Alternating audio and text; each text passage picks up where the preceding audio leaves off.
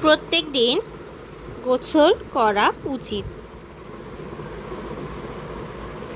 প্রত্যেক দিন সকালে এবং রাতে ঘুমানোর আগে বাচ্চাদের দাঁত ব্রাশ করা উচিত।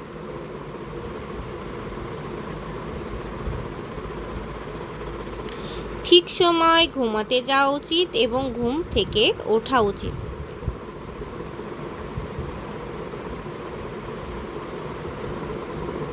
ময়লা সবসময় ডাস্টবিনে ফেলা উচিত। খাবার খাওয়ার পূর্বে ভালো মতো হাত ধোয়া উচিত। খেলার সময় খেলা করা উচিত।